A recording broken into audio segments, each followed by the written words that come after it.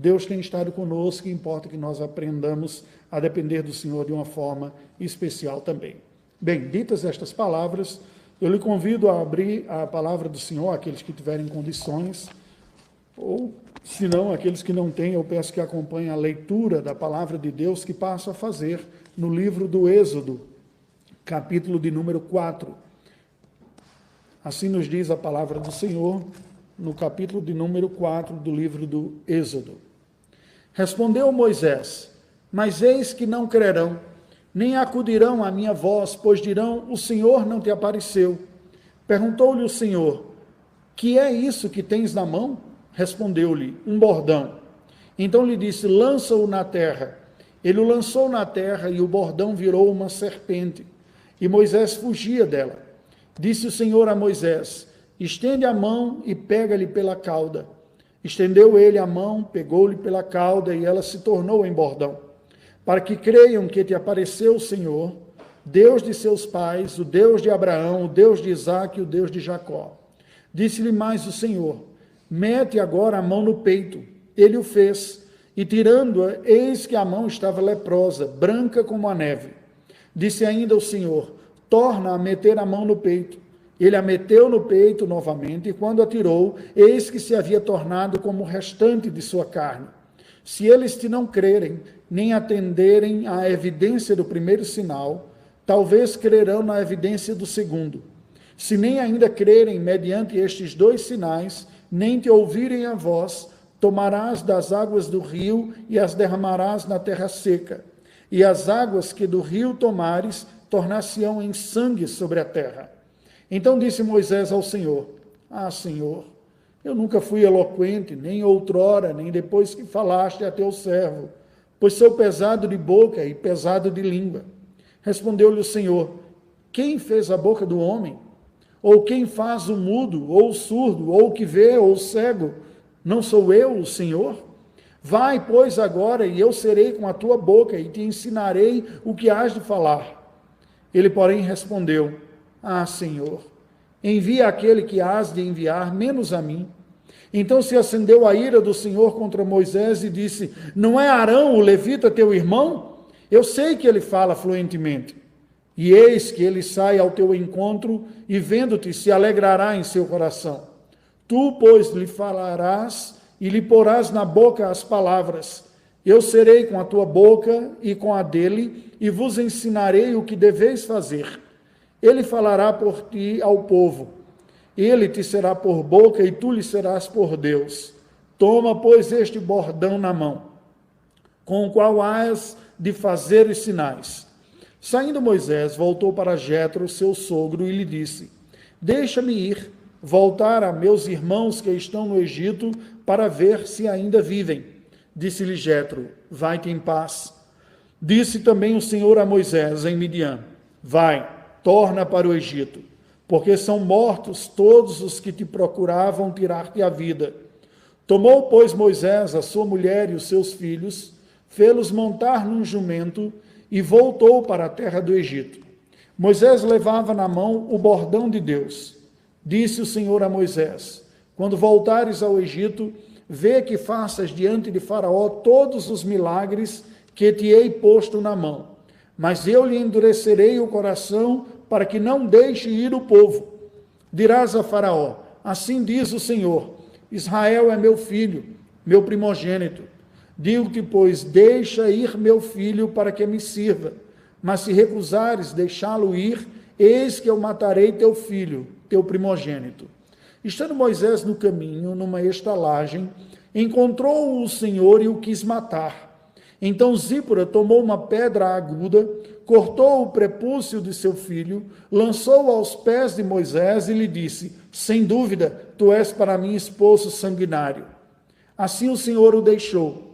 Ela disse: esposo sanguinário, por causa da circuncisão. Disse também o Senhor a Arão: vai ao deserto para te encontrares com Moisés. Ele foi e, encontrando-o no monte de Deus, o beijou. Relatou Moisés a Arão todas as palavras do Senhor, com as quais o enviara, e todos os sinais que lhe mandara. Então se foram Moisés e Arão, e ajuntaram todos os anciãos dos filhos de Israel. Arão falou todas as palavras que o Senhor tinha dito a Moisés, e este fez os sinais à vista do povo. E o povo creu. E tendo ouvido que o Senhor havia visitado os filhos de Israel e lhes vira a aflição, inclinaram-se e adoraram. Vamos orar ao Senhor mais uma vez. Ó Deus bendito, nós te adoramos em oração. Estamos vivendo estes dias de restrição do nosso convívio coletivo como igreja. E nestes dias nós buscamos de uma forma mais privada, particular e reservada a tua presença e a tua graça. Pedimos que tu atenda a oração do teu povo, tu ouças os nossos pedidos e vejas nossa aflição, nossa saudade do restante do convívio, da adoração coletiva da igreja. Que tu nos atenda a oração que é feita num ambiente mais privado agora, doméstico, em alguns casos até solitário, aqueles que são os únicos em seu lar em adoração. Pedimos que tu nos assistas, Senhor, neste instante em que a tua palavra que foi lida será exposta. Ilumina-nos a nós que acompanhamos neste momento a exposição e aqueles que eventualmente ouvirão posteriormente. Assista-nos com a tua graça, nós te pedimos. E enquanto não desfrutamos novamente da liberdade da adoração coletiva, assista-nos com misericórdia, alimente a nossa alma, instrua a nossa mente, edifica a tua igreja. Em nome de Jesus nós te pedimos e agradecemos. Amém, Senhor Deus. Amém. Quais são as marcas do chamado ministerial? A palavra vocação é uma palavra que é usada para falar de uma inclinação, ou, numa perspectiva religiosa, que é a sua raiz, um preparo para o qual o Senhor reserva as pessoas para um projeto, para uma missão aqui na terra. Mas como nós podemos entender isto numa perspectiva cristã, bíblica e ministerial, mais especificamente falando? Se podemos dizer que é verdade que a vocação diz respeito a todos nós, e a função que cada um de nós ocupa na sociedade, a nossa contribuição, conforme Deus nos preparou e nos colocou, e elas são as mais distintas, desde políticas, profissionais como professores, médicos, engenheiros, domésticos, garis, seja eles quais forem. Esta verdade da vocação também se aplica, embora não exclusivamente, ao trabalho religioso. Agora, quanto a isso, a maneira das pessoas entenderem o chamado de Deus e a sua vocação ministerial para o serviço religioso, ele é o mesmo em todos os tempos? Será que Deus trabalhou sempre da mesma maneira a chamar pessoas e tendo basicamente uma mesma vocação ou uma mesma missão a cumprir? Em que se difere ao longo do tempo os chamados religiosos e em que sentido eles são iguais e não mudam, eles são os mesmos?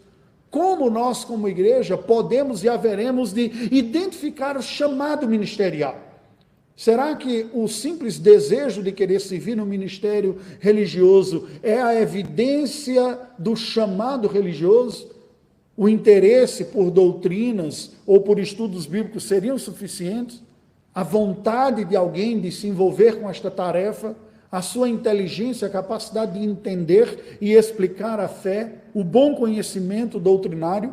Ou será que, a despeito destes, seria simplesmente um bom testemunho de vida, ser um exemplar, um cristão exemplar que qualificaria alguém para o chamado ministerial? Olhemos para a vida de Moisés. Vejamos este momento que o texto sagrado acaba de nos dizer. Depois que Moisés passou a viver em Midian, lá ele viveu por 40 anos. Já estava numa realidade bem diferente daquela que ele tinha vivido os primeiros 40 anos da sua vida no palácio lá no Egito. Moisés houvera se casado com uma pastora, a filha de um líder religioso do Deus Todo-Poderoso. O termo genérico para Deus era o termo que era usado, e era esse conhecimento anterior à Escritura Sagrada, uma espécie de remanescente conhecimento da tradição oral que vinha desde os dias de Moisés. Portanto, Jetro era aquele conhecedor do Senhor e mediador da adoração do Senhor, do Deus Todo-Poderoso. E quando Moisés chega naquela região de Midian e se encontra com Jetro e vê aquela situação como um todo, ele constitui uma família num ambiente não muito distinto daquele que havia sido educado. Embora não dentro do contexto da aliança com Abraão, porque o conhecimento aqui era um conhecimento mais genérico e não aliancista. É nesse contexto que Moisés, então, constitui a sua família e que lhe nascem os filhos. Gerson, o primeiro texto sagrado, nos apresenta aqui.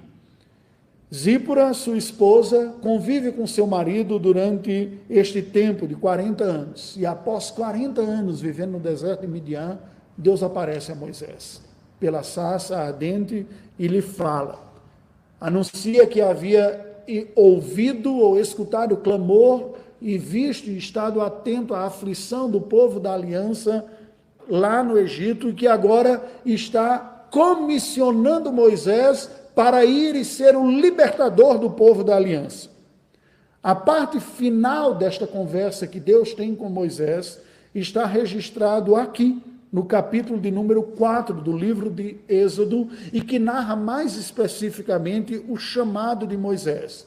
E é a partir deste capítulo que eu gostaria de lhe convidar a refletir sobre os elementos comuns ou ordinários para a qualificação do ministério religioso. A partir do chamado de Moisés e da vocação, da qualificação ministerial, que passa a ser o tema da conversa aqui de Deus com Moisés, nós vamos refletir sobre estes elementos comuns, elementos ordinários, portanto, da qualificação do ministério religioso. Simplesmente podemos dizer, elementos ordinários da qualificação ministerial, que são basicamente 4, como nós veremos. Uma conclamação ministerial adequada, uma cooperação ministerial adequada, uma conscientização ministerial adequada e, por fim, uma confirmação ministerial adequada. Acompanhe na Bíblia o que a palavra do Senhor nos diz. Que elementos ordinários são estes de qualificação ministerial? Nos versículos de 1 a 9, nós vemos uma conclamação ministerial adequada. E por que falo com todas estas expressões e propostas aqui, partes do nosso sermão, de ministerial adequada? Porque cada chamado e cada circunstância na história da salvação tem algumas peculiaridades, e nestes pontos eles são distintos uns dos outros. Porém, os elementos comuns são os que nós estamos a trabalhar aqui nestes pontos, e todos eles têm uma conclamação. Veja como isso nos é dito e nos é descrito entre os versículos 1 e 9. No versículo 1, nós vemos que Moisés então questiona a Deus sobre a incredulidade do povo hebreu. Ele diz, mas eis que não crerão, nem acudirão à minha voz, pois dirão, o Senhor não te apareceu. Nós podemos perguntar, será que o que ocorria aqui com Moisés eram ecos do passado?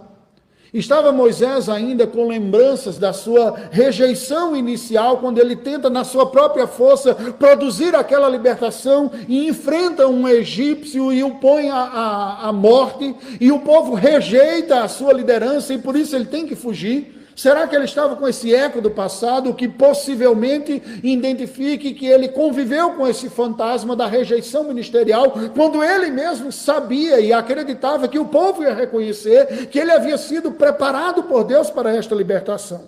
Nós não temos certeza se isso era um eco do passado ou não. Mas o que nós temos certeza, pelas palavras de Moisés aqui, 40 anos depois, é que ele ainda questionava se o povo haveria de receber ou reconhecer a sua liderança e o seu ministério. Entre os versículos 2 e 5, nós vemos então Deus falando a Moisés e anunciando que demonstraria diante do povo da aliança, diante do povo hebreu, que Deus, o Senhor mesmo, estava com Moisés através daquele bordão que ele tinha nas mãos, aquele cajado. Ele disse, olha, pega este bordão. E com aquele bordão, Deus opera um milagre, e aquele bordão ou aquele cajado vira uma cobra. E Moisés se assusta, diz o texto sagrado, e fugia dela. A cena chega a ser até irônica, né? Deus transforma o cajado que está na sua mão numa cobra, ele tem medo e Deus diz, pega de novo, e ele pega e aquela cobra volta a ser um cajado em suas mãos. Nos versículos de 6 a 8, Deus anuncia a Moisés um outro sinal, e diz, olha, pega a tua mão, coloca dentro do peito. E quando ele tira, a mão estava leprosa, completamente tomada por esta infecção. Num milagre negativo, no sentido de que a imagem foi negativa. E Moisés então coloca de novo a sua mão no peito, quando tira, ela está normal, limpa, curada. Por fim, no versículo número 9, Deus diz a Moisés o seguinte: você vai ao Egito e anuncia a Moisés, e anuncia ao faraó a necessidade da libertação. Se eles não crerem por estes sinais anteriores, nem te ouvirem a voz, você tornará as águas do rio que tomar em sangue sobre a terra. O rio Nilo, a grande força produtiva do Egito. Suas águas se tornariam em sangue. Deus anuncia este sinal. O que é que nós podemos concluir desta primeira parte aqui, essa conclamação ministerial? Nós vemos uma ação divina capacitadora adequada. Este é o ensinamento do texto sagrado.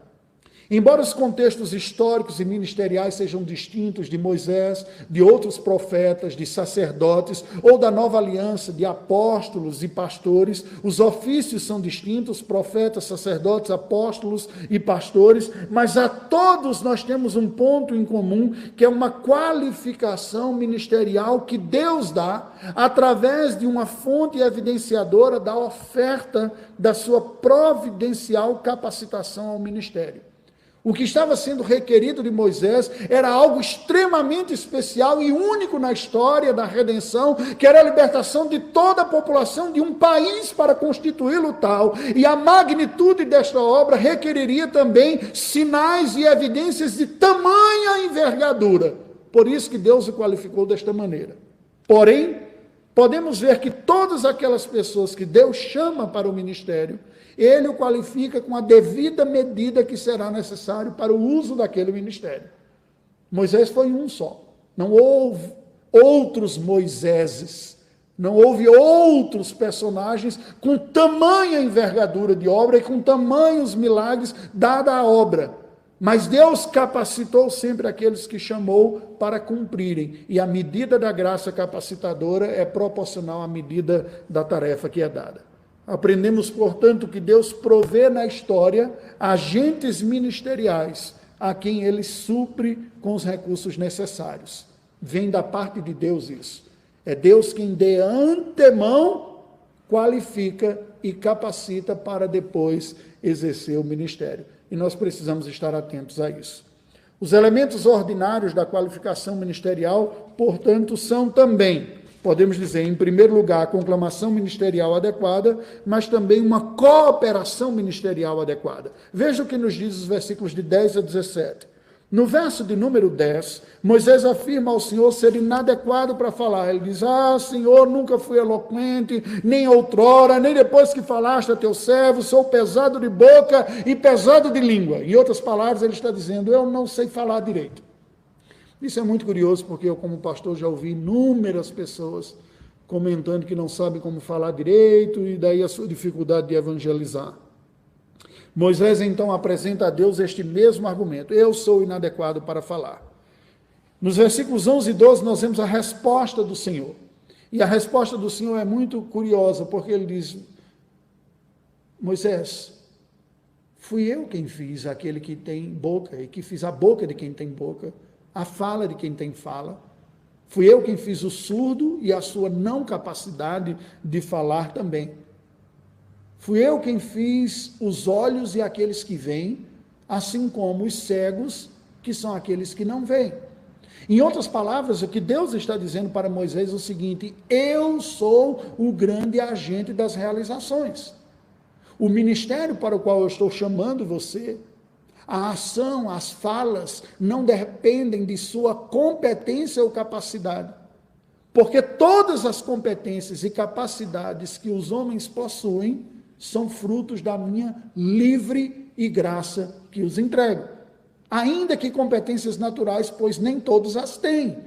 Nem todos sabem falar, os mudos não falam, nem todos conseguem ver, os cegos não veem, e eu faço tanto um quanto o outro. Portanto, se eu estou dizendo para você falar, eu estarei com a sua fala. Esta é a questão que está sendo desenvolvida aqui. Deus se anuncia como Criador universal e ordena a Moisés falar que ele o ajudaria. Eu serei com você. Eu serei com a tua boca e te ensinarei o que hás de falar. Isso é muito curioso, porque em se tratando de ministério profético, de ministério da palavra, nós estamos falando simplesmente da ação central do instrumento principal que Deus se utilizará para desenvolver o ministério. E a grande tentação, tanto de quem fala quanto de quem ouve, é perder de vista que Deus é o agente através da fala. Aquele que fala é tão somente um instrumento de comunicação, mas não é o produtor da eficácia deste ministério. E é este ponto que Deus está alertando para Moisés. Mas Moisés não se deu por convencido. A Bíblia nos diz então, no versículo número 13, que Moisés respondeu: Senhor, envia aquele que hás de enviar, menos a mim. É como se aqui ele não tivesse mais como questionar Deus, como rebater os argumentos do Senhor. E aí ele mostra, de fato, aquilo que estava escondido por trás das palavras iniciais. Como ocorre com muitas de nossas conversas, não é? As pessoas se aproximam, eu como pastor muitas vezes recebo pessoas no gabinete, não nesses dias, né, que a gente não está, então nesses dias as pessoas estão conversando por WhatsApp ou algum outro recurso, fica aqui a deixa. Se você tem necessidade de uma conversa, uma palavra de conselho, por favor, faça uso desse meio. Mas muitas vezes as conversas começam de um jeito e nós ficamos com aquela sensação de que a pessoa não chegou no ponto que ela queria tratar ainda. Como se diz, ela vai comendo pelas beiradas primeiro, vai arrodeando o toco antes de chegar no ponto. Pois é, Moisés diz, não sei falar, eu não sou eloquente, nunca fui, agora eu não sou também. E quando Deus diz, olha, sou eu quem vou estar com você, ele diz, eu não tenho mais que... Senhor, é o seguinte, eu não quero não. Eu tive uma experiência muito ruim, 40 anos atrás, eu constituí família, me casei, estou com meus filhos aqui, estou cuidando de ovelhas aqui no deserto, estou de boas, manda qualquer outro. Tem não sei quantos hebreus lá no Egito, tem muitas outras pessoas que você pode usar, mande qualquer um, menos a mim, não quero não. É impressionante a maneira honesta e sincera que Moisés fala, mas mais impressionante é a resposta divina. Nos versículos de 14 a 17, a Bíblia diz que se acendeu a ira do Senhor contra Moisés. E Deus, então, falando com Moisés, anuncia que Arão seria o seu porta-voz. Se o seu problema é porque você não quer falar, pois eu digo para você, eu falo para você, você anuncia para Arão, e Arão então comenta com o restante. Mas eu separei você, escolhi você, para ser o libertador no meu povo. Só que Deus fala isso num tom de repreensão. O versículo 14 diz, então, se acendeu a ira do Senhor contra Moisés. E termina com Deus dizendo, toma, pois, este bordão na mão, com o qual hás de fazer os sinais. Isso é curioso, porque nós percebemos que pessoas, quando têm a real dimensão da vocação, do chamado, da consciência do chamado de Deus, têm um certo temor dentro do seu coração. Eu me lembro desde os dias da minha adolescência, quando ouvia pastores e missionários falando dos seus chamados e como eles relutavam e resistiam, e eu achava aquilo estranho, e disse, como uma pessoa pode resistir à vontade de Deus? A vontade de Deus é boa, agradável e perfeita, é o melhor para a vida dessas pessoas. Me parecia estranho, mas parecia também, como me parece até hoje, que no meio evangélico existe uma certa valorização da resistência do chamado. Parece que a pessoa que é verdadeiramente chamada, ela tem que resistir, tem que endurecer o seu coração, tem que lutar contra Deus. Este não é o caminho da verdadeira piedade. Jonas foi alguém que resistiu ao seu chamado, terrivelmente lutou contra. Nós temos um exemplo clássico aqui. É natural percebermos o peso do chamado religioso, mas não é saudável espiritualmente nem correto lutarmos contra. Por isso que a ira do Senhor se acendeu contra Moisés. Não se tratava simplesmente aqui de um zelo. Aprendemos, portanto, a partir desse texto, um dado muito curioso. A insuficiência ministerial individual, ou a inadequação individual. Por quê? Diferente da autoconfiança inicial que Moisés tivera 40 anos antes, agora Moisés resiste ao ministério de libertação dos hebreus do Egito, porque certamente ele tem hoje, a essa altura da sua vida, uma menor autoconfiança. Ele não se vê como o porta-voz adequado. Ele é mais maduro a olhar para si mesmo e reconhecer suas inadequações, tão diferentes daquela autoconfiança exacerbada que ele tinha quando ainda vivia no contexto dos palácios do Egito. Moisés também tinha uma certa menor ambição ministerial. Ele não queria estar bem na fita, ser o herói, ser o salvador. Ele preferia o anonimato de ficar cuidando da sua família e de ovelhas lá em Midian, do que ser o grande libertador dos hebreus. Talvez em algum momento de sua vida, ele tivesse sonhado com isso. E preste atenção, aqui nós caminhamos numa linha tênue. Eu tenho alguns colegas e amigos com quem converso sobre ministério, e é muito difícil nós identificarmos a partir de que ponto os nossos sonhos e aspirações são legítimos e devem ser grandiosos, porque Deus é grandioso, mas a partir de que dado momento isso já se torna uma glória pessoal, um desejo de reconhecimento, de ser admirado, e não propriamente a glória de Deus em jogo. Não é tão simples assim respondermos a estas questões. Mas, possivelmente, esta resposta de Moisés revelasse um temor autoprotetor. Ele estava querendo simplesmente poupar a sua vida do preço e do sofrimento que viria com o engajamento ministerial. Ele havia sofrido já algo, isso no Egito, que fez com que ele deixasse o Egito para trás. E agora ele encontrara uma vida pacata. Estava com sua esposa, estava com seus filhos. Ele disse, eu não tenho mais que ficar me preocupando com ter que provar para ninguém que Deus quer isso, Deus quer aquilo outro, e ficar encontrando resistência e lutando. Isto é muito estressante. Senhor, manda qualquer outro. A mim não, eu quero ficar aqui. E, portanto, a ira de Deus se levanta contra Moisés, porque o que estava ocorrendo era uma teimosia de uma rebelião, de uma covardia, fruto possivelmente de um sentimento de autoproteção e uma preferência à vida doméstica. Veja que esse drama entre uma responsabilidade grandiosa, que possivelmente terá desdobramento na vida de muitas pessoas, e a tranquilidade da vida doméstica, ela é experimentada pela humanidade como um todo. E por pessoas nas mais distintas situações. Nós aprendemos desta porção, portanto, que nenhuma pessoa está exclusiva e realmente à altura do ministério. Ninguém pode olhar para si e dizer, eu sou completamente capacitado para aquilo que Deus quer fazer através de mim. Pelo contrário, se formos honestos, haveremos de reconhecer que não temos adequações e que o ministério não se trata propriamente de pessoas se sentirem adequadas para ele, mas do cumprimento fiel de uma vocação que Deus entregou. E por isso que muitas vezes o ministério é solitário, porque muitas pessoas envolvidas no ministério não só se sentem incapazes, mas se sentem inseguros de admitirem essa incapacidade, com medo, muitas vezes, da rejeição do seu próprio ministério por parte dos outros. Os elementos, portanto, ordinários da qualificação ministerial envolvem também uma cooperação ministerial adequada. Neste caso, Deus disse, você vai ser instrumento de libertação, mas você não está sozinho. Eu sei que você não é todo suficiente. Eu que incapacito as pessoas, Arão será seu companheiro e vocês caminharão. O terceiro ponto está descrito entre os versículos 18 e 23. E nós podemos dizer que um elemento mais ordinário, comum da qualificação ministerial, é uma conscientização ministerial adequada. Entre os versículos 18 e 20, nós vemos que Moisés recebe a bênção do seu sogro para regressar ao Egito, o que faz com o seu bordão na mão, a sua esposa e filhos, após ouvir de Deus que os seus algozes eram mortos.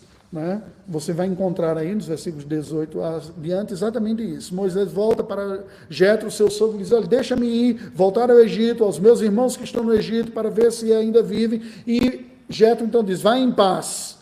O Senhor disse a Moisés lá em Midian, volta para o Egito, porque aqueles que procuravam te matar estão mortos. Moisés pega a sua mulher e os seus filhos, os faz montar no jumentinho e volta para a terra do Egito, levando apenas o seu bordão na mão. Imagina uma cena mais inusitada que essa. Um pastor de ovelhas, com a esposa e 2 filhinhos montados numa jumenta, ele com bordão na mão, para enfrentar o maior império do mundo e libertar milhões de pessoas que estão escravizadas debaixo disso aqui. É esta a cena. que o texto sagrado nos apresenta. Versículos de 21 a 23. Deus continua falando com Moisés e diz o seguinte: Moisés, quando voltares ao Egito, vê que faça diante de Faraó todos os milagres que eu te he posto na mão. Mas eu lhe endurecerei o coração. E você dirá a Faraó ainda: Israel é o meu primogênito. Israel é a primícia dos povos que eu estou preparando para mim mesmo e separando. Depois viriam muitos outros com a nova aliança. Israel é o primeiro. E se você não liberar o meu primogênito para me adorar neste monte, eu ferirei o seu primogênito com morte. Foi esta a palavra que Deus entregou a Moisés para dizer a Faraó. O que nós aprendemos daqui? Preste atenção. Estas palavras de Deus a Moisés nos apresentam um profundo realismo ministerial. Preste atenção. A maioria das pessoas, estes que estão distantes da vida ministerial religiosa, especialmente em igrejas grandes, como a nossa, a primeira igreja aqui, que temos centenas de membros, muitas das pessoas que assistem aos cultos, participam de atividades de uma maneira moderada, não fazem ideia das implicações do ministério e imaginam que a vida ministerial religiosa seja uma vida muito tranquila. Eu me lembro também, quando ainda criança e adolescente, ia aos cultos da igreja, a Igreja Presbiteriana Central de Campina Grande, e via os presbíteros sentados lá na frente, o pastor se levantando para pregar, eu achava aquilo belíssimo, né? Não fazia muita ideia das implicações do ministério, muitas delas só vinha a perceber mesmo depois de estar no ministério. Pois bem, mas preste atenção, contudo, toda pessoa que quiser cumprir devidamente um chamado religioso ministerial, toda ela, lutará com as forças mais poderosas de oposição ao ser humano, apenas menores e sob o controle do próprio poder de Deus. A Bíblia nos diz que a nossa luta não é contra carne e sangue, mas sim contra principados e potestades. E principados e potestades aqui não se trata apenas de seres angelicais, é todo poder estrutural estabelecido sobre a face da terra. O que a Bíblia está nos dizendo é que nós que estamos mortos em delitos e pecados, a humanidade que foi criada por Deus e que caiu em pecado, portanto é rebelde e avessa ao Senhor, e Deus, ao chamar alguém para exercer o ministério da reconciliação e da redenção, põe estas pessoas exatamente no calor da batalha, onde céu e inferno se encontram, onde Deus está resgatando pessoas do inferno, mas onde há as resistências malignas, infernais, carnais e de tentação para que essa obra ocorra. Não é à toa que as pessoas que estão envolvidas diretamente com o ministério sofram os ataques mais duros de sua própria vida. E o que Deus fez aqui com Moisés foi exatamente dizer: olha, você não está indo para um parque de diversões. Você não está indo lá para o Egito para ser o grande salvador e sair bem na fita, vitorioso, ileso. E Deus antecipa. Ele diz: eu serei com você, mas você vai experimentar dura resistência. O próprio coração do faraó será endurecido, mas eu estarei com você. Aprendemos, portanto, que todo ministério deve ser encarado com realismo. A motivação deve ser tão somente a fidelidade a Deus depositada, a tranquilidade na companhia divina. Enfrentarei o que for, porque Deus está comigo, mas não será nada tranquilo. Eu posso testemunhar também da minha própria vida e ministério que, uma vez que nos engajamos no ministério transcultural, por ser literalmente, do ponto de vista ministerial, o front da batalha, nós experimentamos as provações mais agudas de nossa própria vida. Não é à toa, mas é Deus quem realiza. Ele não prometeu que as coisas seriam leves. O que ele prometeu é que estaria presente e cumpriria. E, por fim, o quarto elemento ordinário da qualificação ministerial nos é descrito entre os versículos 24 e 31, que é a confirmação ministerial adequada. Veja que entre os versículos 24 e 26 aparece um dos textos mais controversos do livro de Êxodo. Preste atenção.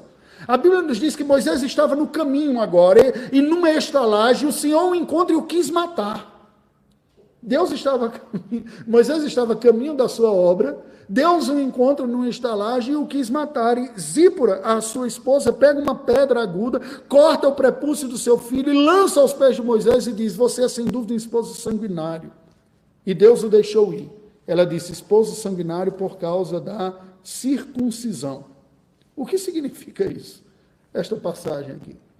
Deixe-me terminar os versículos e nós voltamos a essa consideração. Nos versículos de 27 a 31, Deus ordena a Arão que vá se encontrar com Moisés. Lembra que Deus havia dito: você não estará sozinho, Arão estará com você.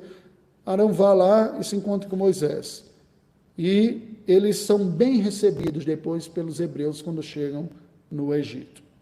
O que significa esse texto aqui, essa porção final? Por que estou falando de confirmação ministerial adequada aqui?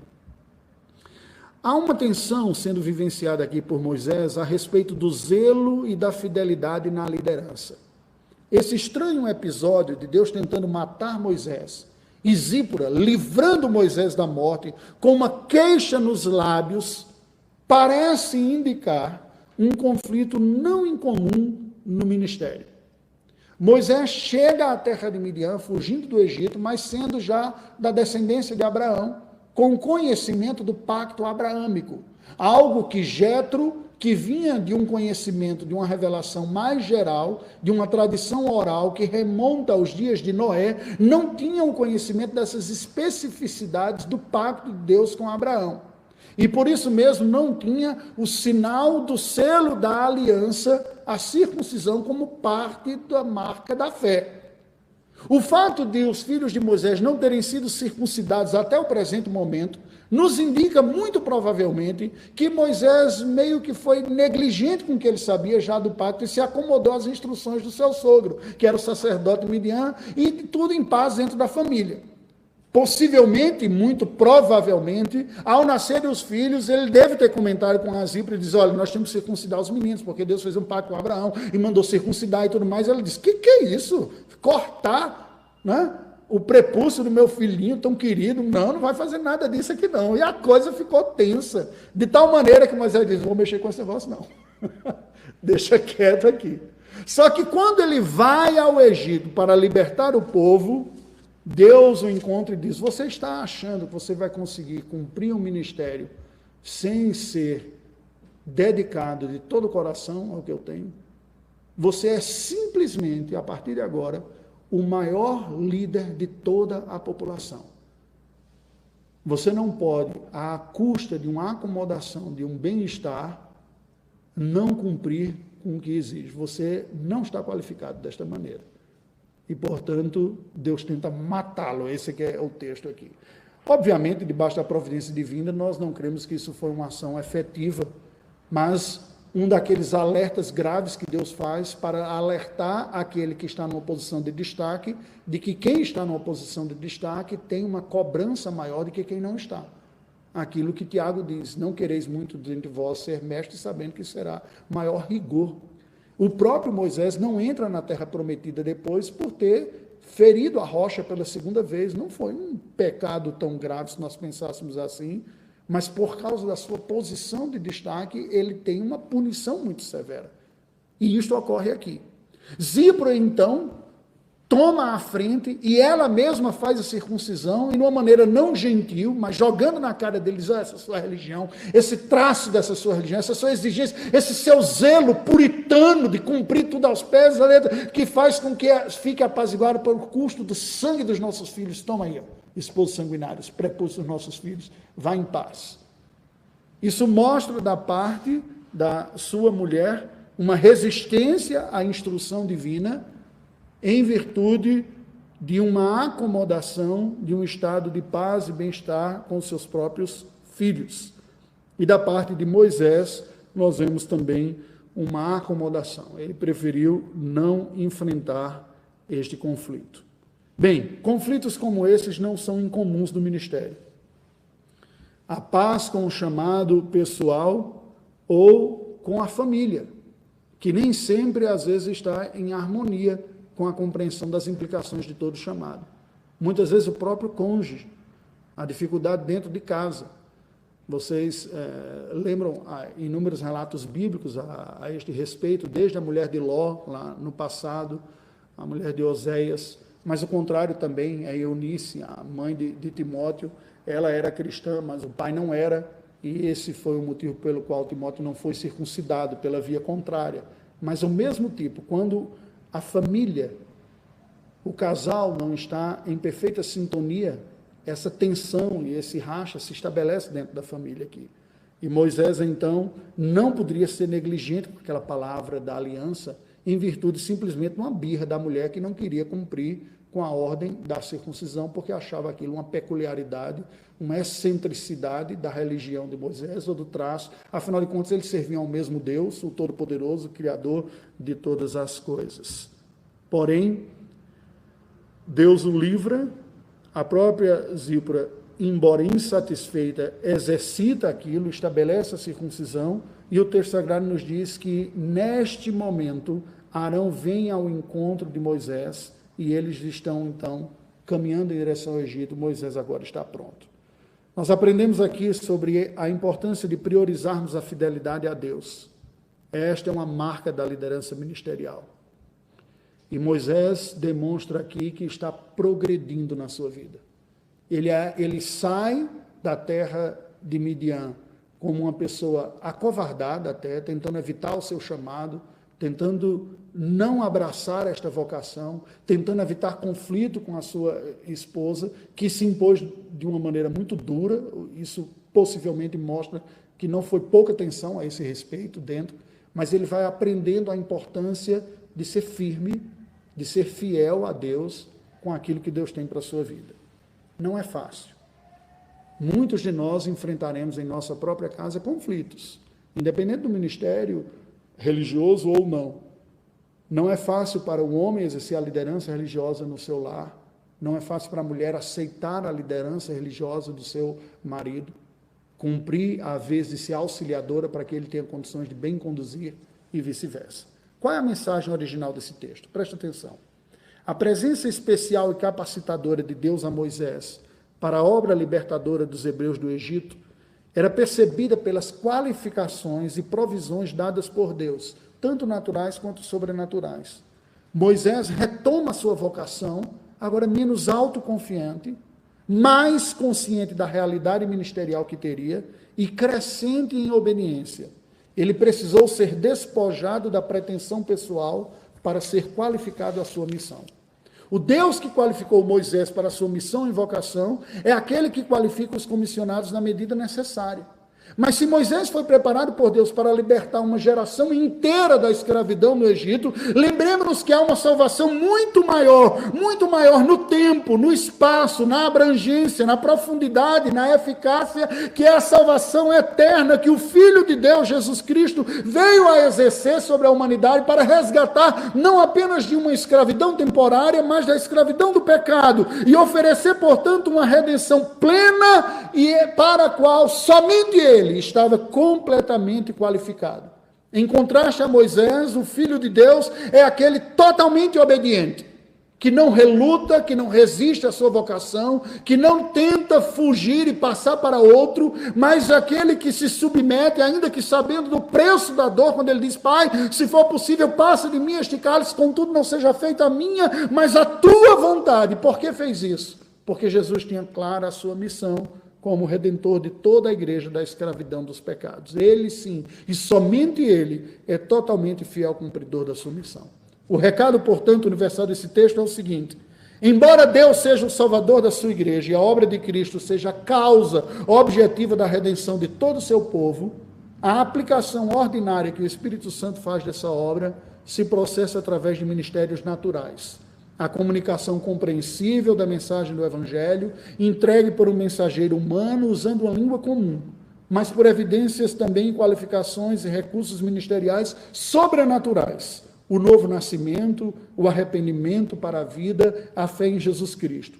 Ambos os recursos, naturais e sobrenaturais, estão presentes na vida daquele que são chamados por Deus para o ministério, e são elas mesmas as evidências essenciais ao ministério da palavra, o ministério da reconciliação.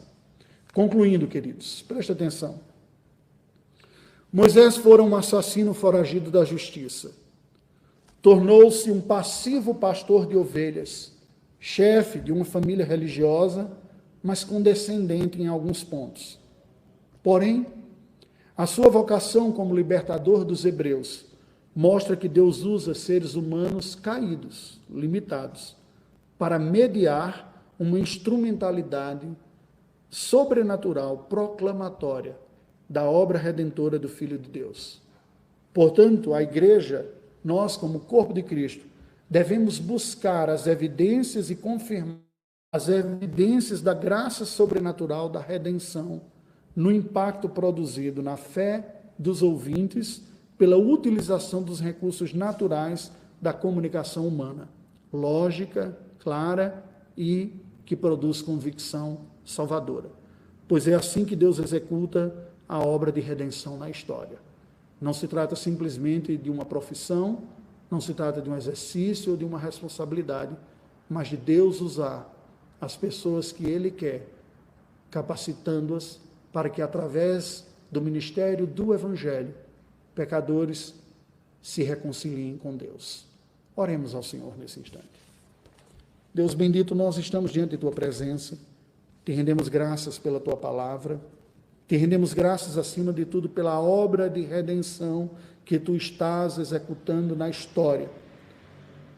No presente momento, estás a chamar pecadores para Ti, a reconciliar pecadores contigo pela pregação da Tua palavra e a ação do Teu Espírito, através de pessoas que Tu qualificas para tal.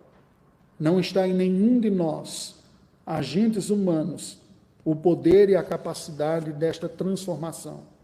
Confiamos no Senhor, enquanto nós mesmos também somos objetos desta redenção, enquanto nós mesmos também estamos experimentando essa redenção em nossa vida, enquanto nós mesmos também somos dependentes da graça e insuficientes.